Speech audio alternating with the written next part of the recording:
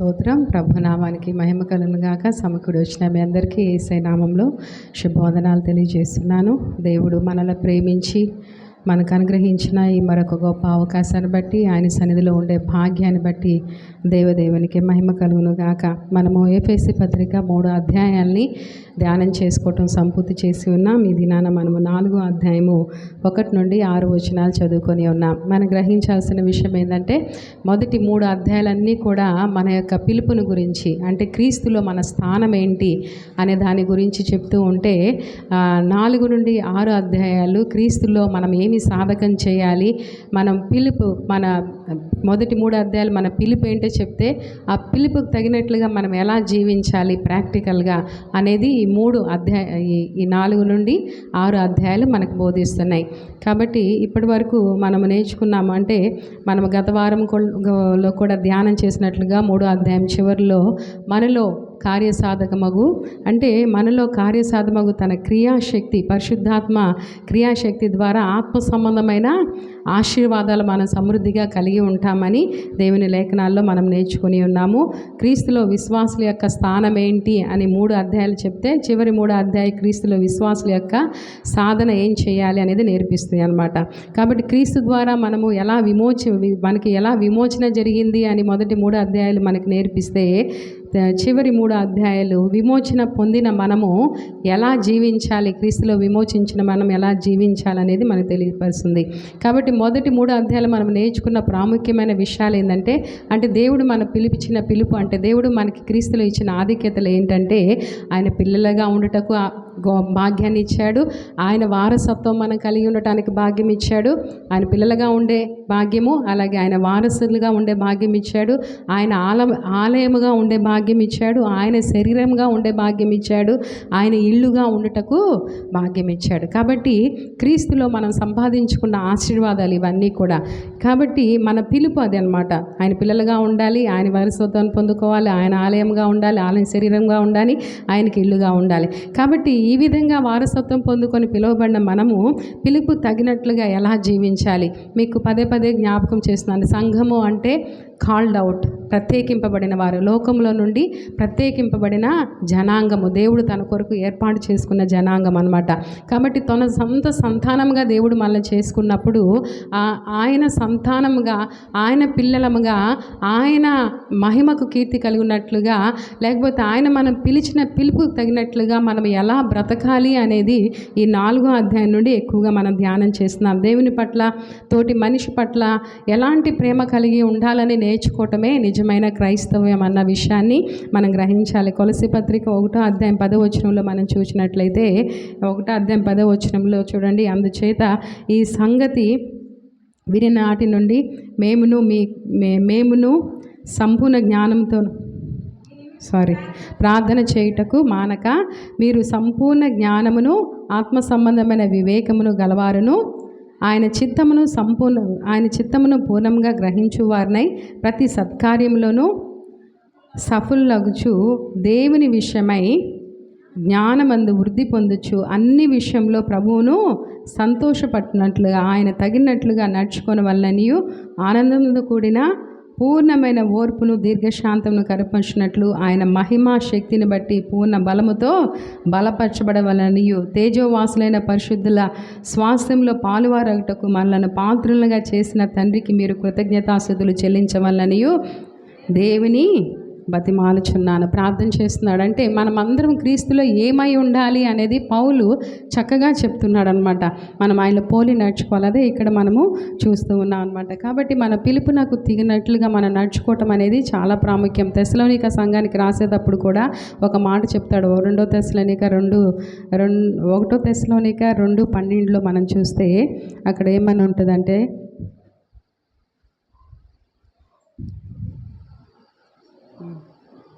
12 చూడండి, తన రాజ్యమునకును మహిమకును మిమ్మల్ని పిలుచుచున్న దేవునికి తగినట్లుగా మీరు నడుచుకోని వల్లని నేను మీలో ప్రతివానిని హెచ్చరించుచు ధైర్యపరచుచు సాక్ష్యం ఇచ్చుచు తండ్రి తన బిడ్డల ఎడల నడుచుకుని రీతిని మీలో ప్రతివాని ఎడల మేము నడుచుకుంటామని మీకు తెలియను. కాబట్టి ఇక్కడ మనం చదువుకున్న లేఖనాలన్నింటిలో తండ్రికి తగినట్లుగా, ఆయన మహిమకు తగినట్లుగా, ఆయన పోలి మనము ఎలా నడుచుకోవాలి అనే విషయాలు పదే పదే మనకు హెచ్చరిక చేయబట్టు మనము చూస్తూ ఉన్నాం అన్నమాట. కాబట్టి మనము దేవుని పట్ల విమోచించబడిన ప్రజలు వ్యక్తిగతంగా సామూహికంగా నెరవేర్చవలసిన బాధ్యతల గురించి 4వ అధ్యాయం నుండి మనం చూస్తున్నాం అన్నమాట. మనం ఆచరించాల్సిన పద్ధతులు ఏంటి, మనం నెరవేర్చవలసిన క్రీస్తులో ఆయన బిడ్డలంగా ఆయన సంతానంగా మనం నెరవేర్చవలసిన బాధ్యతలు ఏంటి అనేది ఇక్కడ మనకి స్పష్టంగా చూపిస్తున్నాడు అనమాట. కాబట్టి ప్రత్యేకంగా మనం చూస్తే పవిత్రంగా మనము ఈ ఎఫెసీ పత్రికలో కొన్ని విషయాలు ప్రాముఖ్యంగా చూస్తాం. సంఘం అనేది ఎలా ఉండాలి అనేది కొన్ని విషయాలు పవిత్రంగా ఒక ప్రత్యేకమైన క్రొత్త జీవితాన్ని మనం ఎలా జీవించాలనేది ఈ ఎఫెసీ పత్రిక ఎక్కువగా చూస్తున్నాం. దేవుని ఎదుట మనం పరిశుద్ధులుగా నిర్దోషులుగా ఉండాలని 1:4 చూసాము. పరిశుద్ధ దేవాలయంగా మనం వృద్ధి పొందాలని 2:21 చూసాము. అలాగే పిలుపునకు తగినట్లుగా నడుచుకోవాలని 4వ అధ్యాయం 1వ వచనంలో ఇప్పుడు చూసాము.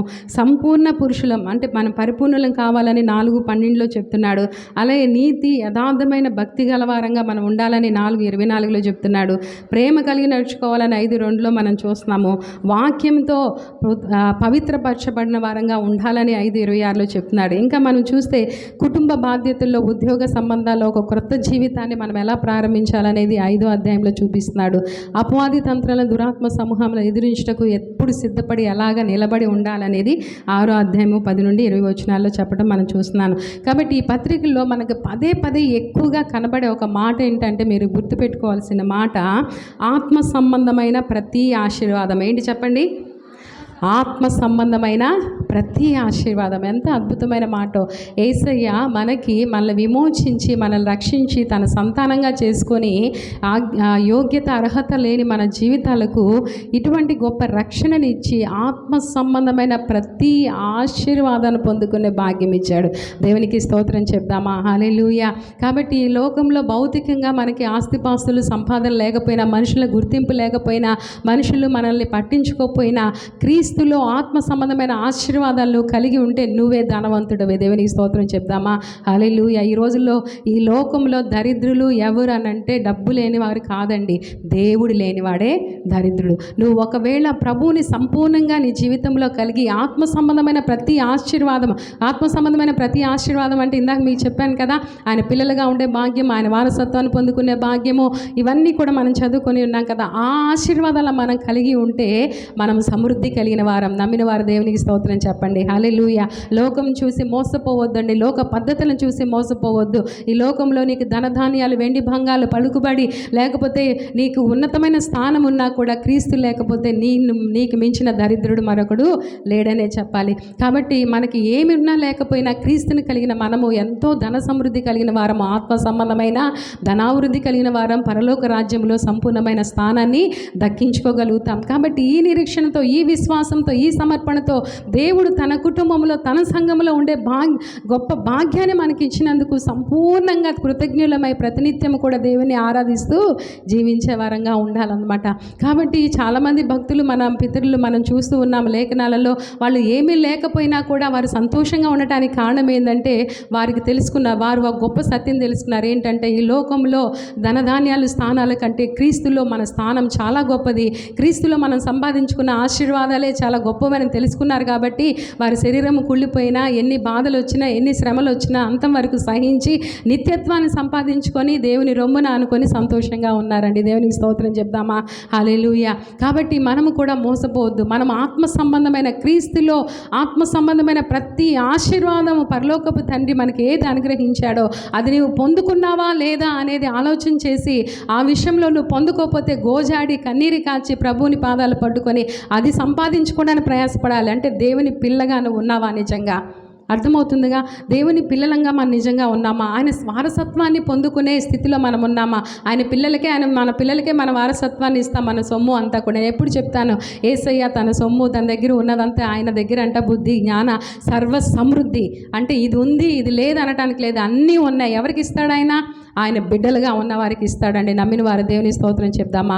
హల్లెలూయా. నువ్వు ఆయన కుమార్తెగా ఆయన కుమారుడుగా ఉన్నప్పుడు ఏ విషయంలో సందేహించే అవసరం లేదు, భయపడ అవసరం లేదు, బాధపడ అవసరం లేదనమాట. కాబట్టి ఇక్కడ మనము 4వ అధ్యాయంలో కూడా మనం చూస్తే చూడండి, 4వ అధ్యాయం 1వ వచనం కంటే కూడా మనము 3వ వచనం నుండి ధ్యానం చేసుకుందాం. ప్రభువుని బట్టి ఖైదీనైన నేను మిమ్మల్ని బతిమలాడుచున్నాను అంటున్నాడు. ప్రభువుని బట్టి ఖైదీ అయినా మనం ఇదే విషయాన్ని 3వ అధ్యాయం 1వ వచనంలో కూడా చెప్పాడు. అవునా? ఏమని చెప్తున్నాడు? 3వ అధ్యాయం 1వ, ఈ హేతు చేత అన్యజనులైన మీ నిమిత్తము క్రీస్తు యేసు యొక్క ఖైదీని పౌలైన నేను. ఇక్కడ ఏమంటున్నాడు? ప్రభువుని బట్టి ఖైదీనైన నేను మిమ్మల్ని బ్రతిలాడుకుంటున్నాను అంటున్నాడు. చూడండి, మనం ఈ లోకంలో ఆలోచన చేస్తే బంధకము లేకపోతే చెర అని అంటే అది అవమానకరం. ఎవరైనా చెరసాలకు వెళ్ళారు, ఎవరైనా బంధింపబడ్డారంటే అది మనం ఎలా గొప్పగా భావిస్తామా, సంతోషంగా ఎంచుతామా? కానే కాదు. అది ఒక అవమానకరమైన తప్పు చేస్తే, పాపం చేస్తేనే వారు వెళ్తారు కాబట్టి అది మనం అవమానంగా భావిస్తాము. కానీ దేవుని వాక్యం మనకి ఇక్కడ మన పౌలను చూస్తుంటే ఎలా చెప్తున్నాడంటే, ఒక రాజుగారు తన సింహాసనాన్ని గురించి ఆనందించిన దానికంటే ప్రభువు కొరకు ఖైదీగా ఉండటం ఆనందంగా భావించి చెప్తున్నాడండి. ఎక్కడైనా చూసారా మీరు ఇలాంటిది? దేవునికి స్తోత్రం చెప్దామా? హల్లెలూయా. తనకి ఆ బంధకాలు బాధగా లేదు, శ్రమగా లేదు. ఎందుకు? ఎవరిని బట్టి ఆయన ఖైదీగా ఉన్నాడు?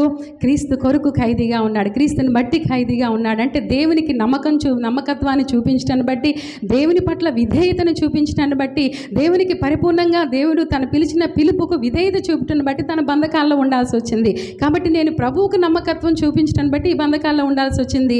ఇది నేను క్రీస్తు కొరకు ఖైదీగా ఉన్నాను, రోమీలు నన్నేం చెరసాల్లో వేయలేదు, నేను క్రీస్తు కొరకు చెరసాల్లో ఉన్నాను. కాబట్టి సంతోషంగా మీరు బాధపడద్దు, నేను బాధపడట్లేదని చెప్తున్నాడండి. దేవునికి స్తోత్రం చెప్దామా? హల్లెలూయా. కొన్ని సందర్భాల్లో మనము క్రీస్తు కొరకు దేవుని బిడ్డలంగా జీవిస్తున్నప్పుడు మనకి కొన్ని బంధకాలు ఉంటాయి. నువ్వు ఎందుకు మందిరానికి వెళ్తున్నావు, ఏమి సాధించావు, ఎందుకు వెళ్తున్నావు అని మనమైతే గుర్తించాం. మన దేవుని యొక్క గొప్పతనం గుర్తించిన వారు మనల్ని ఎప్పుడు కూడా బలహీనపరుస్తూ, శ్రమ పెడుతూ, మనల్ని బంధకాల్లో ఉంచడానికి ప్రయత్నం చేస్తూ ఉంటారు. మనం ఏమవ్వకూడదు, నిరాశ చెందకూడదు. ప్రభువా నిజమేగా, వాళ్ళ మాటలను బట్టి నిజమేగా, నేను నిన్ను నమ్ముకుంటే ఈ బాధలేంటి, ఈ శ్రమలేంటి అని కృంగిపోవద్దు. మీరు మనసులో ఏం చేయాలంటే, ప్రభువా తెలియక వారు అలా మాట్లాడుతున్నారు, వాళ్ళు కూడా తెలుసుకుంటే ఎంత బాగుంటుందయ్యా, మేము కలిసి నీ సన్నిధికి వెళ్ళొచ్చు, నేను ఆరాధించవచ్చు అని మన విశ్వాసం నుండి వైదొలకుండగా మనం ప్రభువును స్తుతించాలి. దేవుని వాక్యం ఏం సెలవిస్తుంది? నా నిమిత్తం జనులు మిమ్మల్ని బాధ పెట్టినప్పుడు, నా నిమిత్తం జనులు మిమ్మల్ని హింసించినప్పుడు మీరు ధన్యులు అంటుంది. దేవునికి స్తోత్రం. హల్లెలూయా. వాక్యాలు వింటాము కానీ సరైన సమయంలో జ్ఞాపకం చేసుకొని ప్రభువుని కృతజ్ఞతగా జీవించలేకపోతూ ఉంటామండి. కాబట్టి ఏదో దొంగతనం చేసియో, తప్పు చేసియో, అవమానకరమైన దేవునికి అవమానకరమైన పాపం చేసియో బాధపడటం కంటే క్రీస్తు కొరకు బాధపడటం గొప్ప సంతోషం కదా. దేవునికి స్తోత్రం చెప్దామా?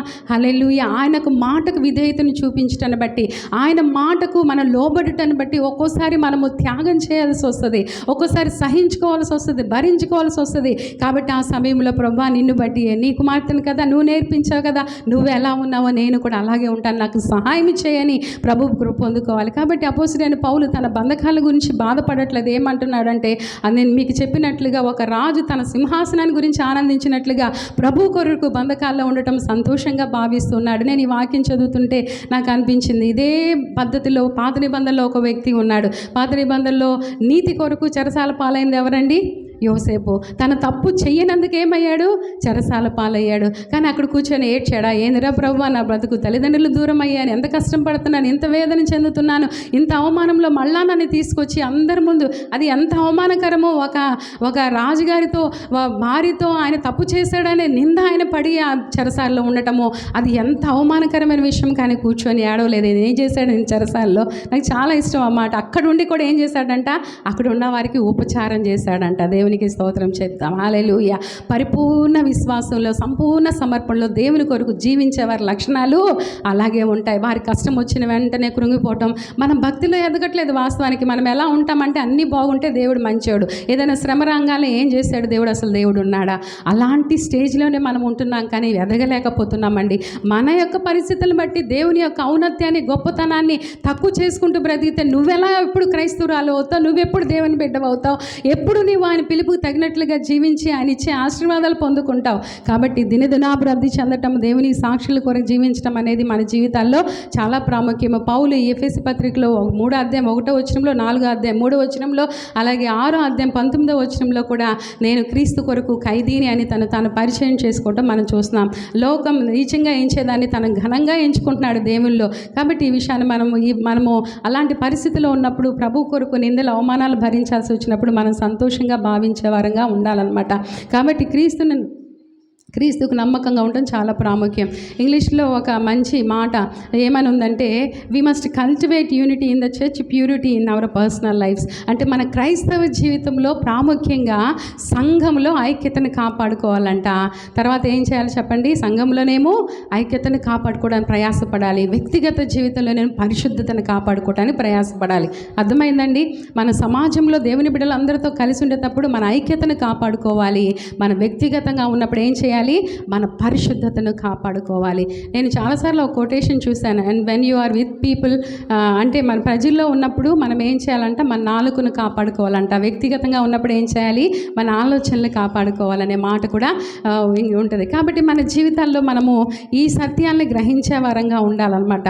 కల్టివేట్ అంటే మనము సంఘంలోనేమో ఐక్యతను వృద్ధిపరిచే వారంగా ఉండాలి. మన వ్యక్తిగత జీవితంలో దినదినము పరిశుద్ధతను వృద్ధి చేసుకునే వారంగా ఉండాలి. కొంచెం ఇలాంటి మాటలనే రాసుకోండి. ఏంటి చెప్పండి? సంఘంలో ఐక్యత కాపాడబట్టకు ప్రయాసపడాలి.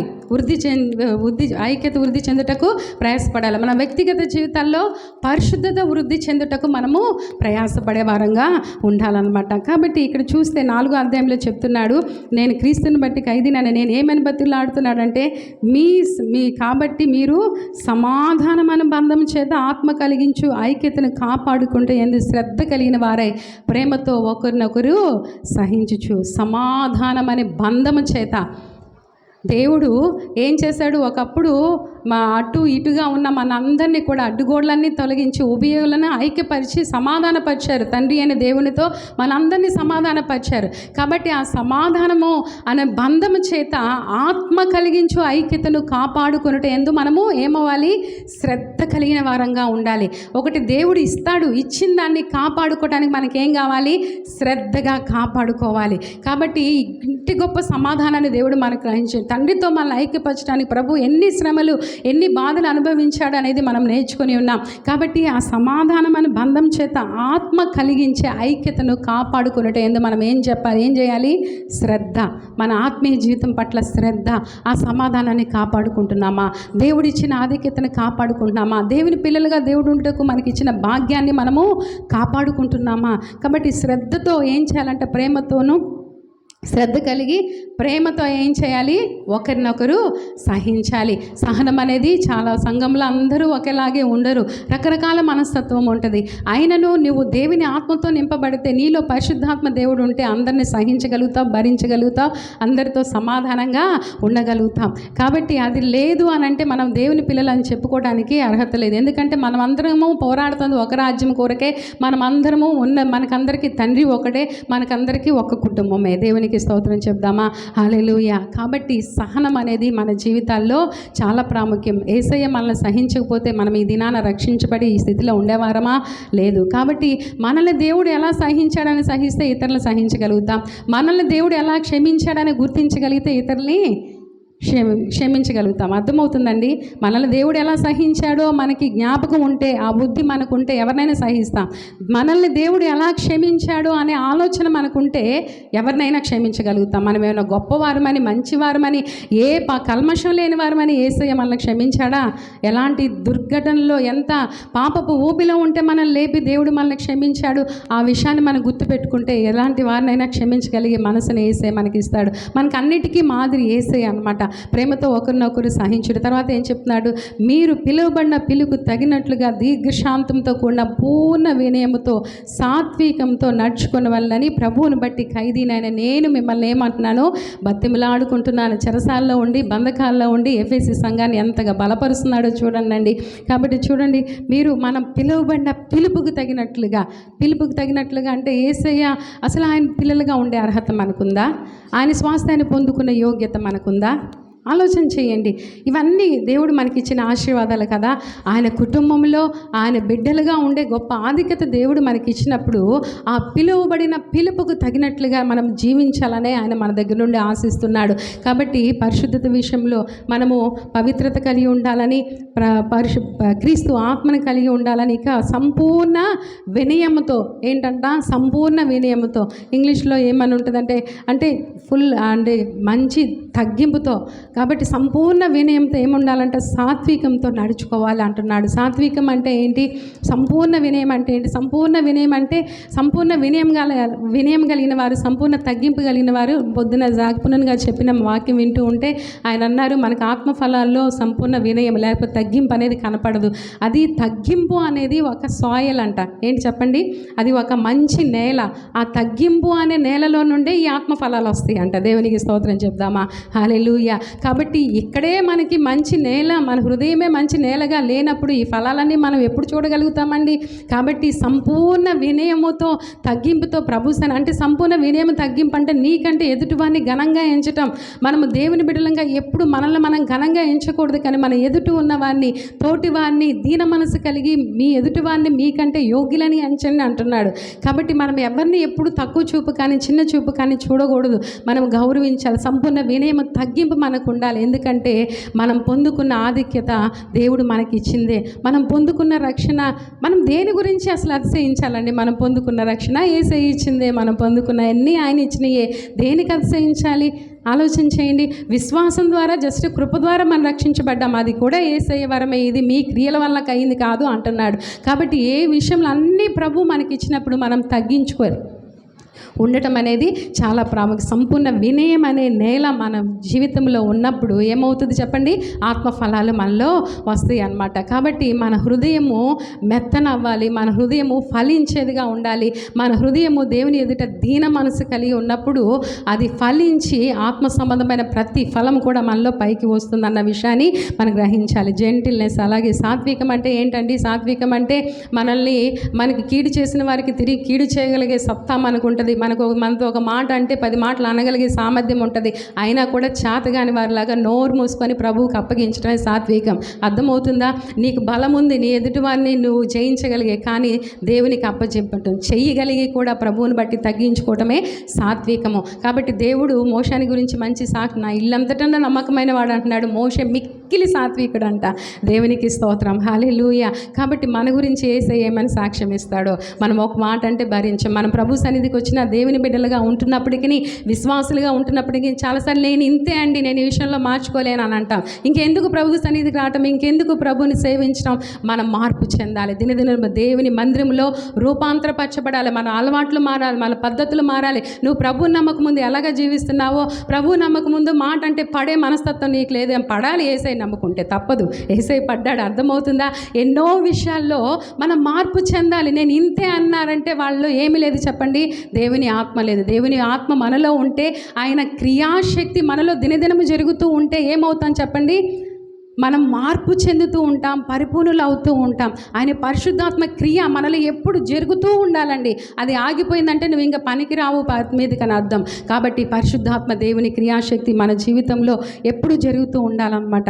కాబట్టి మనం ఒకరినొకరు సహించే వారంగా ఉండాలి, భరించే వారంగా ఉండాలని దేవుని వాక్యం మనకి సెలవిస్తుంది అనమాట. మిక్కిలి సాత్వికులుగా మనం ఉండటం అనేది చెప్తున్నాడు. ఖైదీగా ఉండి తను చెరసాల్లో ఉండి ఈ సంఘం ఎలా ఉండాలని చెప్పేసి ఆలోచించండి. తను ఉన్నదేం బంధకాలు అయినప్పటికీ దేవుని సంఘము, దేవుని బిడ్డలు ఎలా ఉండాలి అన్ని పరిస్థితుల్లో అని ఒక చెరసాల్లో ఉన్న వ్యక్తి మనకి ఈ సూచనలు, సలహాలు ఇస్తూ ఉన్నాడనమాట. తర్వాత వచ్చిన మనం చదువుకుందాం. 4 నుండి 6 వచనాలు చదువుకున్నట్లయితే ఇక్కడ కొన్ని విషయాలు చెప్తున్నాడు. కాబట్టి శరీరం ఒకటే, ఆత్మయు ఒకడే, ఆ ప్రకారమే మీ పిలుపు విషయమై ఒకటే నిరీక్షణ ఉన్నటకు పిలువబడుతుంది. ప్రభువు ఒకటే, విశ్వాసం ఒకటే, బాప్తిసం ఒకటే, అందరికీ తండ్రి అయిన దేవుడు ఒక్కడే. ఆయన అందరికీ పైగా ఉన్నవాడై అందరిలో వ్యాపించి అందరిలో ఉన్నాడు. దేవునికి స్తోత్రం. హల్లెలూయా. ఇక్కడ ఒక 7 విషయాలు చెప్తున్నాడు. ఏంటంటే మనకందరికీ ఏంటంట? వన్ బాడీ, శరీరము ఒక్కటే. ఆ శరీరం ఏంటి? ప్రభు అయిన యేసుక్రీస్తు. కాబట్టి అంటే మనము మన శరీరం ఒక్కటే. మన శిరస్సు ఎవరు? క్రీస్తు అనమాట. కాబట్టి మనం అందరం ఏమై ఉన్నాము? ఒక్క దేహమే. ఈ దేహంలో రకరకాల అవయవాలు ఉంటాయి.